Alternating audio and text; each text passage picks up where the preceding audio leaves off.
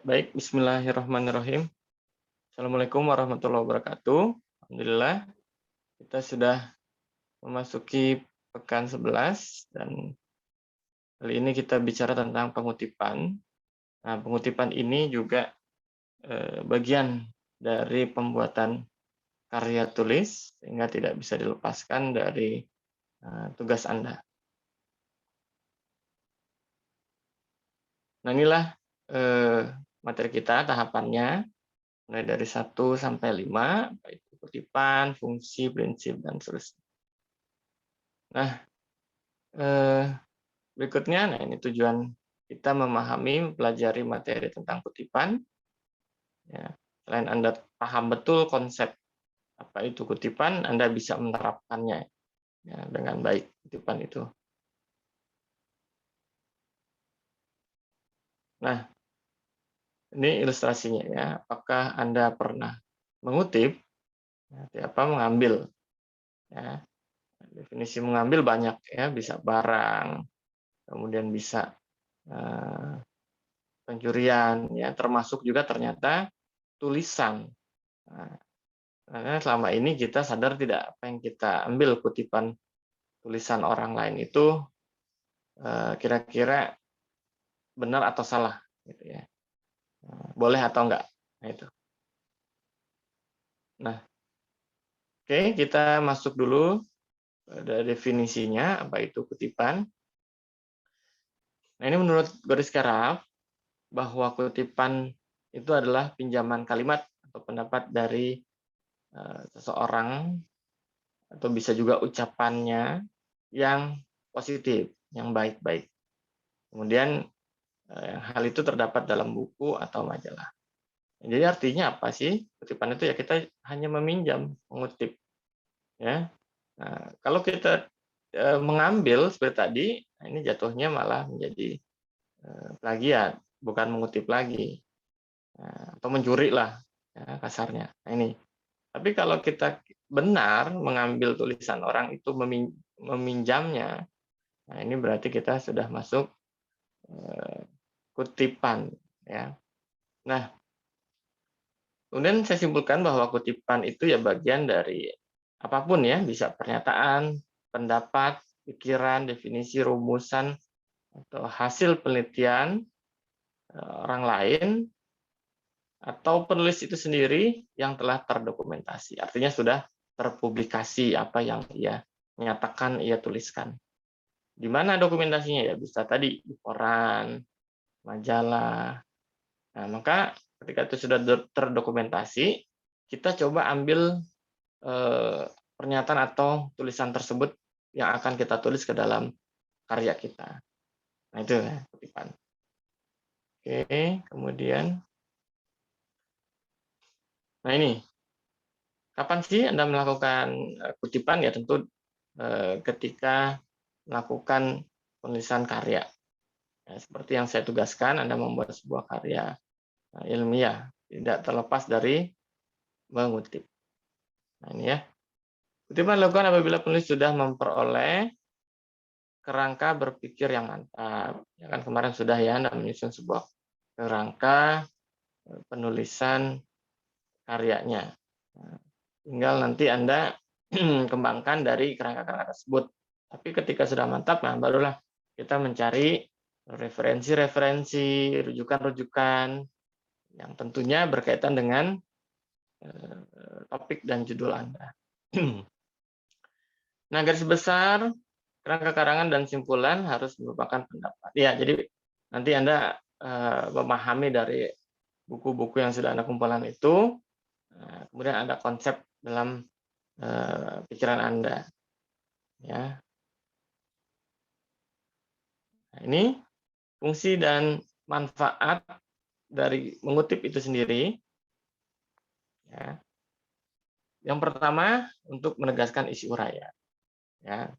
Karena Anda misalkan membuat sebuah pernyataan bahwa bumi itu bulat, nah ini dipertegas ya oleh bukti-bukti apa, dari mana kira-kira itu. Nah, itu bisa nanti dicantumkan dalam tulisan Anda. Kemudian untuk pembuktian, ya, kebenaran, kenyataan, nah, untuk memperlihatkan ya kepada pembaca materi dan teori yang digunakan kita sebagai penulis. Nah, itu. Tunjukkan bagian atau aspek topik yang akan, ya itu tadi, karena memang berkaitan ya. Jadi kutipan-kutipan yang Anda ambil itu nantinya harus relevan, berkaitan dengan topik judul yang sudah dibuat kemarin. Itu. Nah, ini yang paling penting, teman-teman, nomor 5, untuk mencegah penggunaan dan pengakuan tulisan milik sendiri, tulisan orang lain yang Anda miliki. Nah, itu namanya plagiat. Nah, kita jangan sampai ya seperti ini. Oleh karena itu bagaimana? Oleh karena itu kita mempelajari dulu teori kutipan, setelah itu kita praktikkan. Ya. Oke, berikutnya. Nah, hal-hal yang harus Anda perhatikan dalam pengutipan. Yang pertama, penulis mempertimbangkan bahwa kutipan itu perlu, ya memang perlu. Ya, kenapa? Karena tanpa ada kutipan ya kita masih dirasa kurang maksimal isi tulisan kita. Kenapa? Karena ya perlu juga dukungan pendapat dari selain kita. Ya, itu maksudnya. 2, penulis bertanggung jawab terhadap ketepatan dan ketelitian kutipan. Ya, jadi harus benar ini dalam mengutip nanti. Jangan sampai ada kesalahan atau kekeliruan. Kemudian kutipan terkait dengan penemuan apapun ya, teori yang berkaitan dengan bidang Anda. Ya, misalkan sosio-pragmatik itu apa sih menurut si A, itu bagaimana sih? Nah, itu contohnya. Kemudian jangan terlalu banyak ya menggunakan kutipan, artinya kita harus proporsional juga kan. Kalau misalkan mayoritas itu adalah kutipan orang lain dibanding tulisan kita sendiri, ya nggak seimbang, nggak balance ya.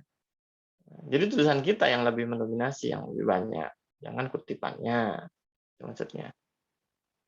Ya, ya. Yang terakhir, mempertimbangkan jenis kutipan dan kaitan dengan sumber rujukan. Ya, karena banyaknya ada beberapa jenis kutipan, ya maka tidak juga mendominasi kutipan yang satu, sedangkan yang lainnya kurang. Itu maksudnya.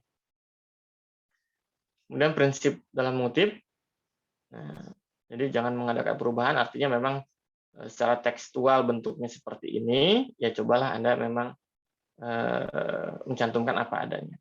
Perihal itu ada kesalahan teknis, nah, coba kita berikan tanda-tanda untuk memperbaikinya. Ya, seperti ini misalkan.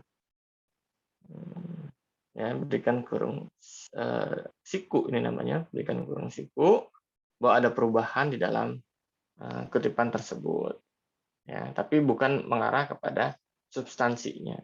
Kenapa? Karena ya harus asli.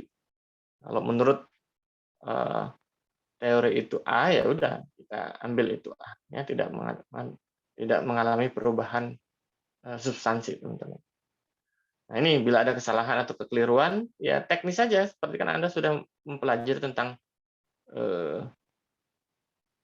ejaan, tentang kata baku. Ketika itu ada kesalahan, ya kita perbaiki di sini.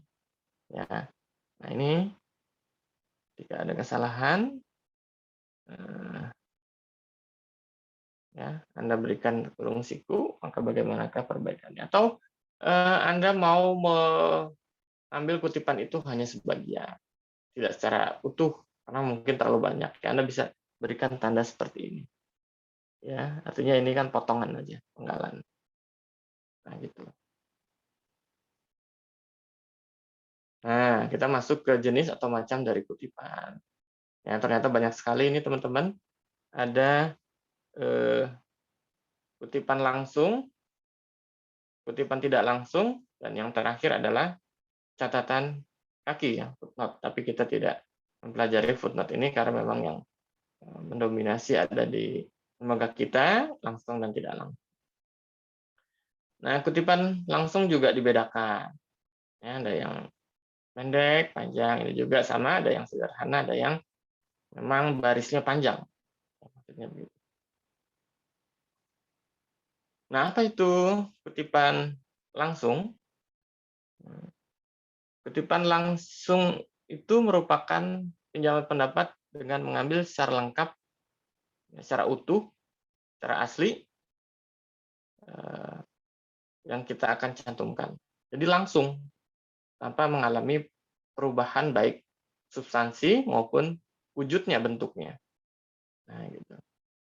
Jadi kalau misalkan saya analogikan, Anda mengutipnya itu A besar, maksudnya di tulisan aslinya itu A besar, maka di kutipannya juga A besar. Ya itu langsung, ya copy paste gitu. Nah, kutipan langsung ini jenisnya ada yang pendek, ada kutipan yang terdiri dari 3 baris, hanya 3 baris maksimal. Nah, ya. 1, 2, 3, Anda hitung. Oh, masih 3 baris, ya sudah pakai kutipan langsung. Sedangkan yang panjang itu masih copy paste ya. Itu barisnya itu lebih dari 3, yang 4 dan seterusnya ya. Ini kan sudah 4 nih, 1, 2, 3, 4. Maka Anda mengambilnya atau merujuknya pada yang ini, kutipan langsung panjang. Ini kan masih 3 baris nih contoh ya, pakainya yang ini. Nah, gitu. Oke. Nah, ini tulisan kutipan langsung yang pendek sederhana. Jadi sebuah kutipan yang panjangnya tidak lebih dari 4 itu dimasukkan dengan kelompok yang ini, langsung pendek. Nah, bagaimana sih teknis dalam penulisan kutipan langsung yang pendek itu? Nah, ini yang pertama.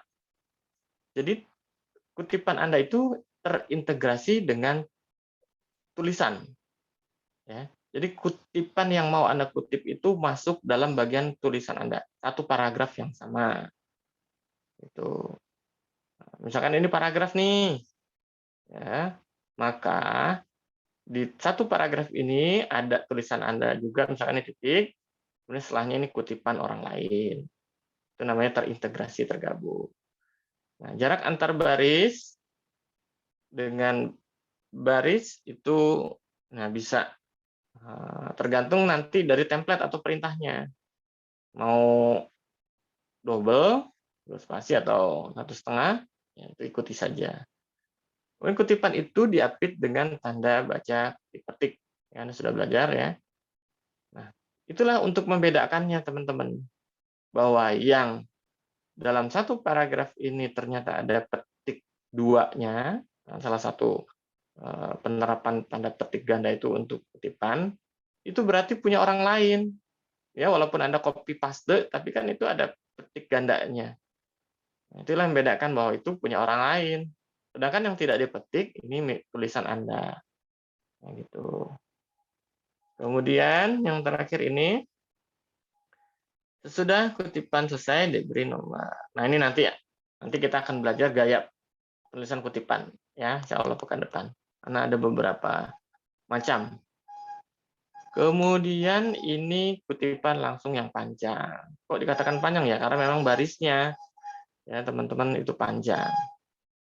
Nah, jika sebuah kutipan terdiri atas 4 baris atau lebih, jadi sudah lebih dari 3 ya, 4 masuk yang ini kalau 4.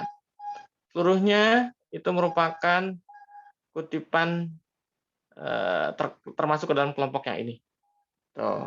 Nah, bagaimana sih Anda menghitung atau merujuk bahwa itu 4 baris atau 3 baris? Kadang-kadang kan berbeda ya teman-teman ya, kalau Anda lihat buku. Nah, di buku itu barisnya 5. Nah, berarti kan pakai yang ini. Sementara itu ketika Anda tulis dalam ketikan Word Anda, nah masih 3. Jadi bingung nih pakai yang mana. Nah, pakai yang tulisan ketikan Anda. Itu ya, kadang kan berbeda. Misalkan di dalam sebuah novel kan, novel pendek itu ya kertasnya. Nah, makanya kan dia semakin panjang berarti ya. Sementara Anda kan nulis di Word itu kertasnya 4, panjang gitu ya, lebar ya. Maka yang jadi rujukannya ketika Anda menulis di tulisan Anda. Ternyata masih 3 baris nih, gimana nih saya bingung nih pakai yang mana, pakai yang sebelumnya tadi, ya kutipan langsung yang pendek. Nah itu. Nah ketika memang benar-benar 4 baris atau lebih, nah ini ya teknisnya nih 1 sampai 5. Nah, kutipan dipisahkan dari teks Anda, ya. 10 menit lagi ya, oke. Kutipan dipisahkan dari teks Anda. Maksudnya gimana? Maksudnya, nah misalkan ini tulisan Anda, ya. Misalkan ini satu paragraf nih yang saya buat ini. Nah, maka Anda harus memisahkan. Nah, nih tadi kan ini tulisan Anda kan. Nah, sementara ini adalah kutipannya. Nah, nggak boleh terintegrasi, tetapi harus dipisahkan. Bagaimana memisahkannya? Ya enter. Harus dipisah. Nah, misalkan ini jaraknya. Nah, jadi yang atas ini adalah tulisan Anda, ini adalah kutipannya. Gitu, harus dipisahkan. Nah, ini poin 1 ya, dari teks aslinya. Ini contoh aja. Nah, kemudian jarak, ini maksudnya diberi jarak nih, teman-teman. Ya, ya apa namanya, after and before itu ya. Dan dibedakan ini nomor 2 nih. Jarak antar baris dengan baris kutipan adalah 1 spasi. Ini yang kutipan orang lain itu harus single. Ya, spasinya harus single atau 1 tuh spasi. Sementara tulisan Anda apa? Ya, tergantung template tadi. Bisa 1,5, bisa double, yang penting ini berbeda. Ini juga agak ada jarak gitu ya. Pakai aja nanti yang before after itu. 3, kutipan tersebut boleh atau tidak menggunakan tanda baca petik. Kenapa ya? Karena kan sudah dipisahkan. Sudah akan terlihat perbedaannya. Kalau ini tulisan Anda, nah ini kutipan. Gimana membedakan ya kan? Jaraknya, ya spasinya. Nah itu. Oke, sudah kutipan beri nomor ya. Nanti kita akan belajar tentang gaya penulisan ya teman-teman ya. Nah ini juga sebagai bukti bahwa Anda sudah dengan jujur melakukan sebuah kutipan. Bagaimana bisa? Karena di dalamnya sudah mencantumkan nomor, nama, ya penulis aslinya, dan satu lagi adalah tahun. Nah itu, oke, nanti kita akan belajar. Seluruh kutipan itu dimasukkan ke dalam 5 sampai 7 ketukan. Alinea baru ya teman-teman ya. Nah di sini maksudnya 5 sampai 7 ketukan ya ini spasi. Hitung aja, tuh 2, 3, 4, 5. Bolehlah 5. Nah, nanti kan ini dia spasinya rapat, ya, nempel nih dengan kalimat-kalimat lainnya, gitu. Ini sudah membedakan. Boleh pakai petik, boleh tadi. Enggak juga kan sudah terlihat bahwa ini kutipan. Gitu. Nah inilah ya teori tentang kutipan langsung yang panjang. Kemudian, nah ini contohnya, teman-teman ya, kutipan yang langsung panjang. Kan barisnya 1, 2, 3, 4, ya sudah banyak. Nah ini, sekarang kutipan tidak langsung. Kutipan tidak langsung, kutipan yang diambil dari sumber dengan menggunakan gaya bahasa dan penyajian ala penulis Anda. Ya, artinya apa? Artinya ini tidak boleh copy paste. Lalu gimana? Lalu Anda memahami rujukan tersebut, teks tersebut, nah kemudian Anda salin ke Word Anda dengan gaya bahasa Anda sendiri. Ya. Jadi bentuknya berbeda, nggak sama persis, tapi isinya sama, harus sama. Itulah konsep kutipan tidak langsung. Itu. Ini sama jenisnya. Ya, kutipan tidak langsung, ada yang pendek, ada yang panjang. Ya. Yang pendek gimana sih? Kutipan tidak langsung yang terdiri dari 3 atau kurang. Sama ya jumlahnya ya, barisnya maksudnya. 3. Sedangkan yang ini, kutipan tidak langsung panjang, kutipan yang panjangnya lebih dari 3, ya 4 ke atas gitu ya. Oke, masih ada nggak nih? Banyak ya. Nah ini, nah, Konsep menyadur kutipan tidak langsung. Nah, ada dua macam ya teman-teman ya. Apakah Anda meresum, meringkas, atau membuat ikhtisar. Ya, ikhtisar itu arahnya sama sebenarnya ya, menyederhanakan teks aslinya. Nah, kalau dirasa tadi Anda baca ini terlalu panjang, ini satu paragraf saya mau mengutipnya satu paragraf misalkan 7 baris terlalu panjang. Ya udah Anda sederhanakan. Nah, bisa meringkas, bisa. Ya, meringkas itu menyederhanakan dengan urutan, ikhtisar itu tidak harus berurutan. Itu bedanya. Nah, ini apa ini? Oh, ini adalah kutipan tidak langsung ya.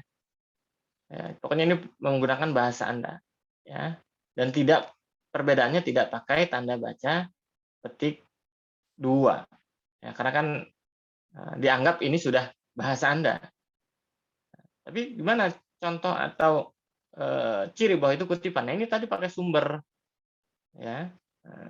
Mencantumkan sumber teman-teman. Anda harus bisa menggunakan kata-kata misalkan menurut Keraf tahun sekiannya bahwa argumentasi adalah gini. Atau Keraf menyatakan bahwa argumentasi adalah gini. Ya, itulah ciri kutipan tidak langsung. Ya, sama dengan kalimat langsung dan tidak langsung. Ya. Ibu mengatakan bahwa adik jangan terlambat ke sekolah. Itu kan kalimat tidak langsung. Nah, kalau langsungnya gimana? Adik jangan terlambat ke sekolah. Nanti Anda dihukum.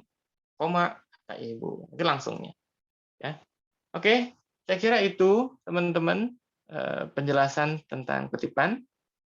Ya, setelah ini kita melakukan sesi diskusi. Saya tutup dulu. Terima kasih atas perhatian Anda. Wassalamualaikum warahmatullahi wabarakatuh.